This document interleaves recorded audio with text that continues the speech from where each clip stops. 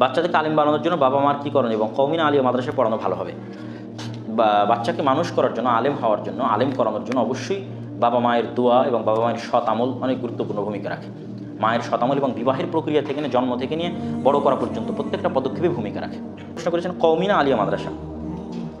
কওমি বলতে যে শুধু হানাফি বুঝায় এটা কিন্তু না।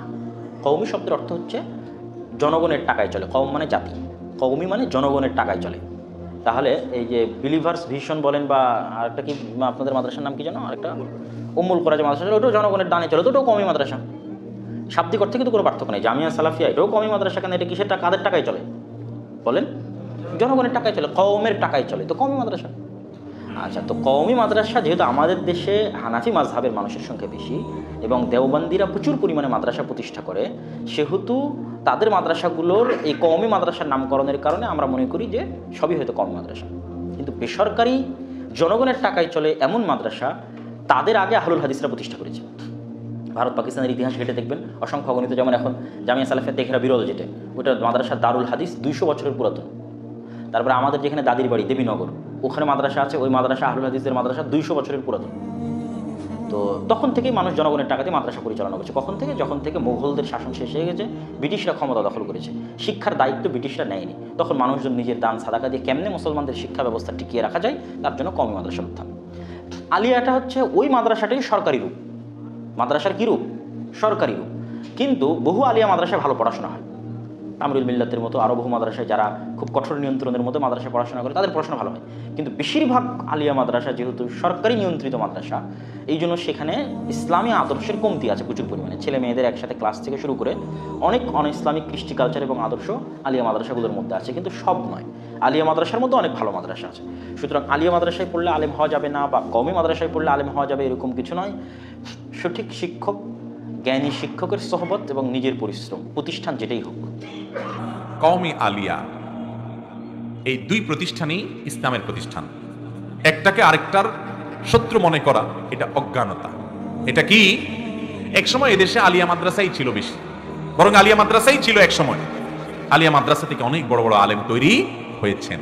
কালের আবর্তে হয়তোবা এক ধারার মাদ্রাসাতে কিছুটা পড়াশোনা, আমল আখলাক এটার পরিমাণ হয়তো কম দেখা যেতে পারে, কিন্তু আমরা যখন জেনারেল শিক্ষা ব্যবস্থা সাধারণ ধারার সাথে তুলনা করব তখন দেখব যে এখানেও আলহামদুলিল্লাহ আলেম তৈরি হচ্ছে। অনেক আলিয়া মাদ্রাসা আছে যে আলিয়া মাদ্রাসা থেকে অনেক ভালো ভালো আলেম এখনো তৈরি হচ্ছে দলে দলে।